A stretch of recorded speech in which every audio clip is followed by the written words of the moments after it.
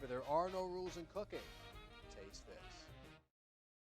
Hi, I'm Chef Joe Ciminera with Taste This TV, another incredible show I have for you here today. Now, to talk about some of the products we're going to be using on today's episode, let's start with that. Now, we have this company here called Power Plant.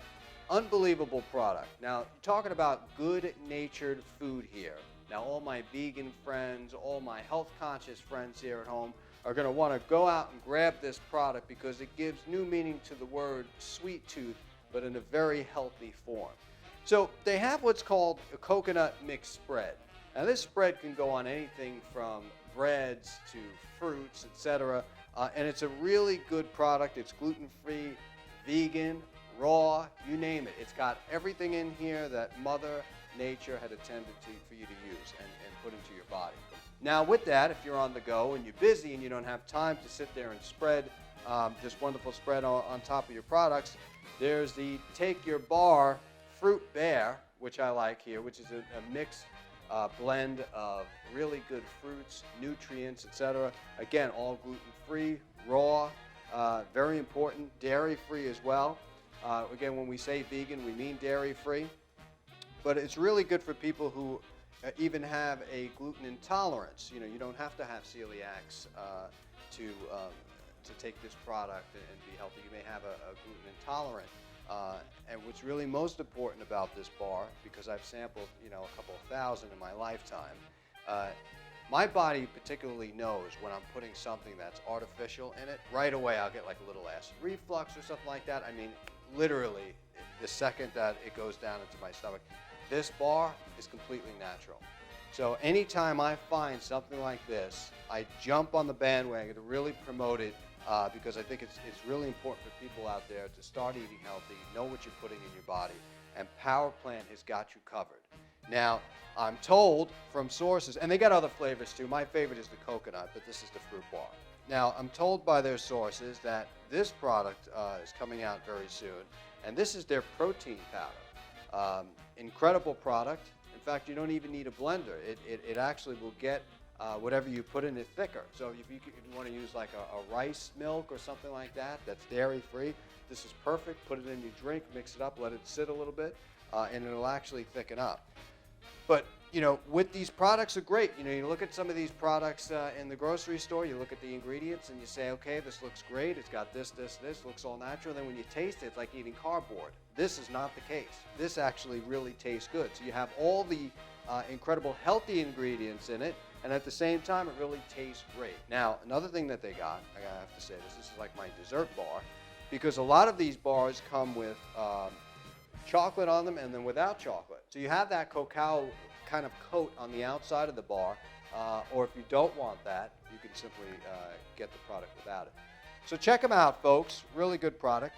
So I thought with this today, I would do a couple of things, such as a tomato salad. Now, I've got this tomato garden in my backyard. As you can see, these tomatoes are perfect color. And I thought what would be good is just to make a simple tomato salad, show you how I like to incorporate the veggie bar into the salad. And as well, I have some gluten-free brioche that I make, or my version of it. And I'm going to show you how to toast it and put the spread on it as well. So you got a really good product and a lot of things to work with. So without further ado, let's take our bowl here and let's take our tomatoes. Now, I actually have an organic garden in my backyard. So I'm on top of it. Foody Probably spend a little bit more time than I should in it, but hey, you live once.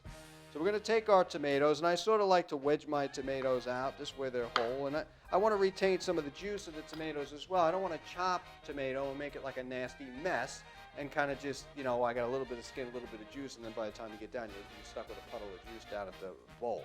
So if you wedge your tomatoes like this, you're going to retain a lot of the flavor and the nutrients in there as well. So I like to be very delicate with the tomatoes. Next, I have some red onions. We're going to put some red onions in there like that. I have some Kalamata olives. I pitted these. I have a machine, just take the pits out. And they're really good with olives, and they even go better when you break them up a little bit. There's nothing like a balance of just, one tomato and then a couple of whole olives. You really have that over-acidic kind of flavor. So you can take the olives and break them in half and give you some lead time for everything. So I have some sprouts here. We're not going to get to that, but I have some of this dried thyme. Now, if you've ever watched my show, you know I only like to use fresh herbs, but these are dried herbs. And they're really good. They're from Greece. And Italy makes them as well, probably every country, but this particular one is from Greece. Incredible product. And then what we're going to do is take some olive oil. We're going to first cold press olive oil here. And we're going to drizzle some up at the top. And already you can get the aroma coming up. You have the fresh, the dried thyme, which is really incredible flavor. It's very potent.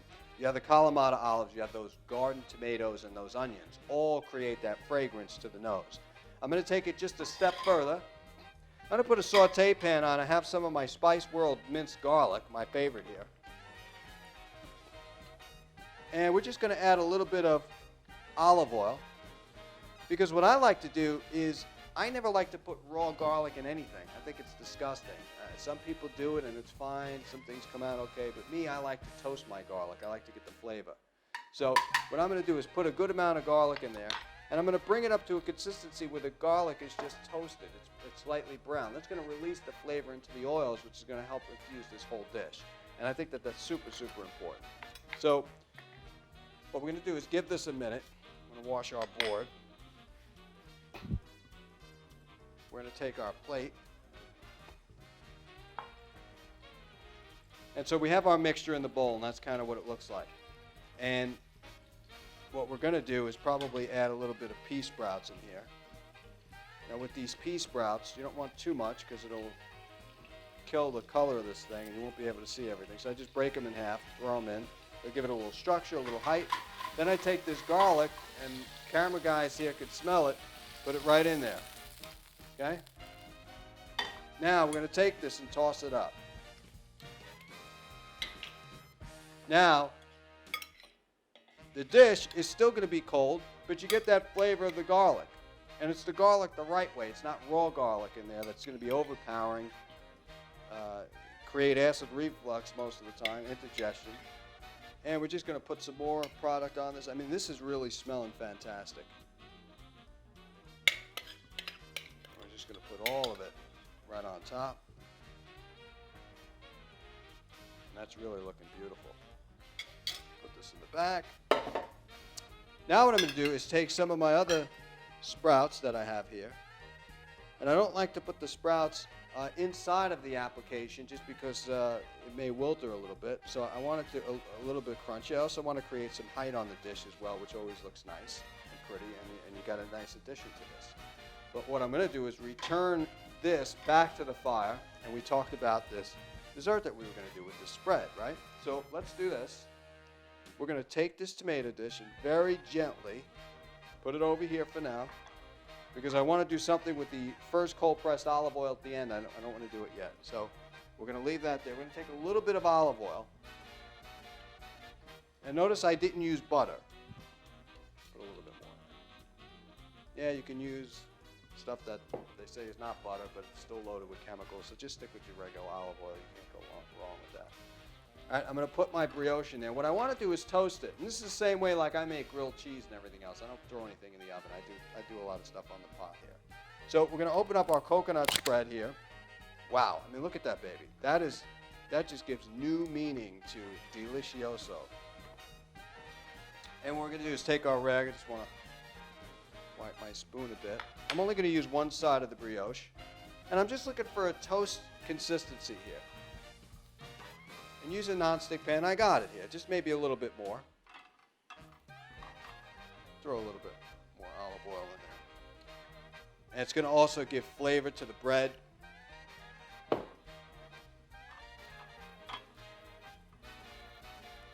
Oh, that's beautiful. It really is. Oh, you can smell it. That's what I'm talking about, folks. Now that is what I'm talking about. All right. Now, what we're going to do here, careful, that's hot. We're going to spread this baby all throughout our brioche toast here. Man, and you could smell this combination. And you see what, this toasted with this particular spread is just a marriage made in heaven. Because you don't have, if you were doing this on untoasted bread, it's not crispy. It doesn't have that kind of flavor of the olive oil.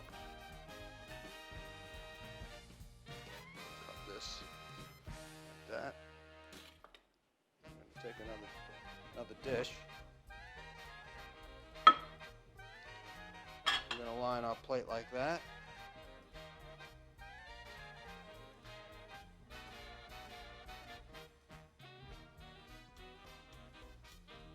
Beautiful.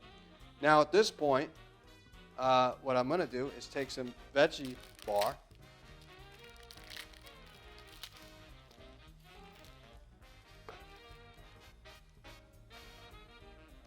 And this is an incredible product. And like I was talking about before, it's got that coat on the outside, and you can see it. And man, they put the right amount too, because it doesn't overpower the bar.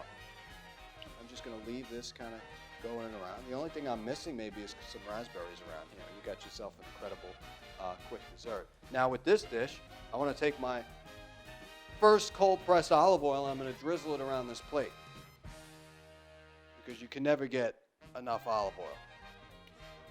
So you have it, two incredible dishes using two incredible products and coming out with two really healthy and tantalizing treats here. But we're not finished yet. I'm going to get cleaned up and on to the next recipe. So from Foody TV, here's Taste This TV. Don't go anywhere. So log on to powerplantwholefoods.com, order online, type in code FOODY for a free jar of spread with your order. You're watching Foody TV, so welcome back. The next segment is going to be using another incredible product on the show, in this case two. First, we're going to talk about Blender Boys. You know, our segment here is breakfast, and when you think of breakfast, you think of a nice fruity drink, sometimes even a cappuccino drink to be exact. And we have it here. With Blender Boys, they have this excellent caramel-flavored drink I think we're going to pair up perfectly with my version of Eggs Benedict. And just no breakfast is complete unless you have Jones Family Farm here, and that's exactly what we're going to be using. Their fully cooked chicken sausage, and we're going to be using their fully cooked chicken sausage links down there at the bottom. And of course, you can't forget, when you're making Eggs Benedict, the Canadian bacon, all from Jones. Now, we got a lot going on here to talk about. Now, we're going to make our Eggs Benedict first, but I like to put a little bit of a different twist on the Eggs Benedict. I like to add a little chipotle peppers in my Eggs Benedict, and some other ingredients as well too. I don't believe in just the Eggs Benedict should be just about. I don't believe the Eggs Benedict should be just about the eggs boiled, etc. And then you have your concoction of Canadian bacon and your boring hollandaise sauce and stuff like that. We're going to step it up a bit today, give it a little bit of a kick. I'm going to go through some basic stuff here, and then I just want to talk about some other things too. So with our Jones sausage, what we're going to do is take them, we're going to put them down. And we got our links. We're just going to take a couple of our links. We're going to get creative with these links, something I do for kids all around the United States. I'll show you that in a bit. We're going to take two links down there. You know what? Keep it three. And what we're going to do is add some olive oil in there. You know, I don't want to add any fat like butter and stuff like this. A regular cold-pressed olive oil, we're just going to add it to the pan like so. And how I like to heat up the Jones sausages is just to kind of let it come to a slow cook. This way I'm crisping both sides of the actual product. And that's exactly what we're going to do. Fully seasoned, fully cooked anyway, so you won't have to add anything extra to your Jones. So what we're going to do is take our first egg, and we're going to gently crack this.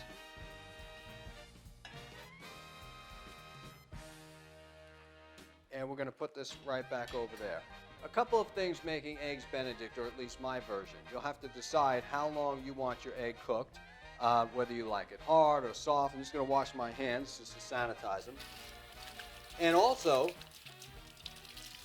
you're going to want to definitely talk about if that's the way you want your eggs, you know. But you definitely need to have some sort of an acid in there.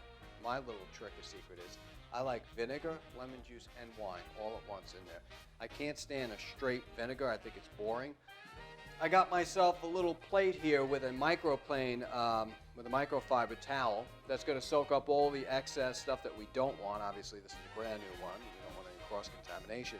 So we got our egg doing its thing. We're going to save our egg there for something else I have planned. We're going to take our Canadian bacon. This is from the pork loin. It's a center cut. This is from Jones Family Sausage again, Farms. And we're going to put the Canadian bacon and everything else. I'm just going to step this heat up just a bit.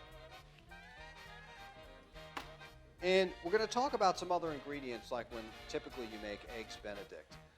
Eggs Benedict is typically made with a hollandaise sauce, right? But earlier in the show, I took it upon myself to make a chipotle sauce, and that's what you see here. This has got an incredible flavor.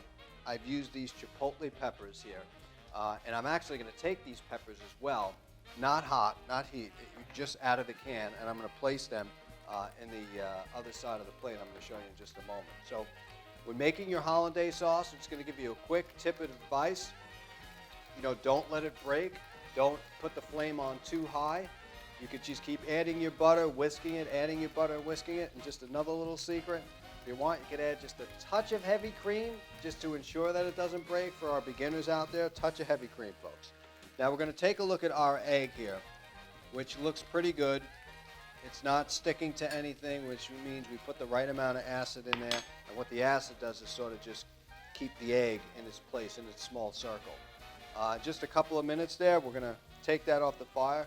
We're going to take our sausage, which is looking good. We're going to leave that on there until we're ready to get to it. Now, talking about bread, what bread do I like to use for my Eggs Benedict? It really all depends on you. Personally, I like brioche bread, okay? But I took the muffin, the typical American muffin here that everybody's familiar with. And what I'm going to do is just trim it up a bit. And what I'm going to do is get our plate going on. And since we only need one side, what I'm going to do is take this bread and dip it right in our sauce. So you're going to have that incredible chipotle, really to the nose, nice, great color. It's going to sog up the bread nicely too, because remember, the consistency of Eggs Benedict is soft egg, right? It's supposed to be soft bread. It can't be soft and then hard bread. It just doesn't work out like that. So we're going to put our bread on this side of the plate. We're going to take our sausage, turn this over, and we're exactly where we said we were going to be. Nice, golden brown. Take our Canadian bacon. Excellent. This is exactly what we're looking for here, folks. Next, we're going to take our egg right out. I'm using a slotted spoon, which will help get any of the excess water out. And I'm just going to lightly fold it onto the towel here. And what I'm going to do is when I want to get the other side, I'm just going to gently roll it because we don't want our egg to break. As you can see, I'm going to tap it, and it's ready to pop. All right, so we got our egg on there. Next thing what we're going to do is take our Jones sausage right here. We're going to take our Canadian bacon. Wow, that's hot. Now, you're going to put your egg. Be very careful that you don't break your egg, because that's the whole purpose of this this whole dish here. Okay? Now, we have a sausage we're going to save here. And we have another egg. Take our sausage out. Crack our egg. We're going to sanitize our hands. We don't want any cross-contamination, especially when it comes to chicken eggs. What we're going to do is beat these eggs up.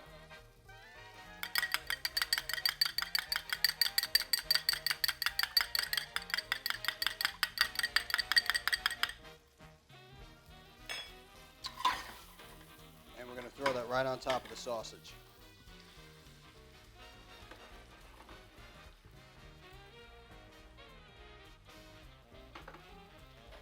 Okay, and the whole purpose of this is we want the egg to surround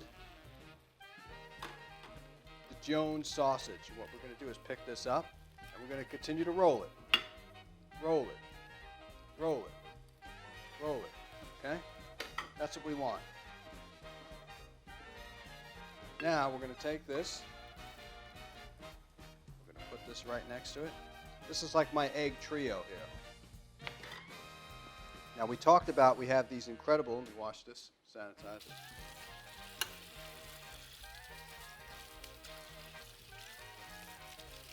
Now we talked about we have these chipotle peppers here, and they're actually in its own sauce, in its juices. And what I'm going to do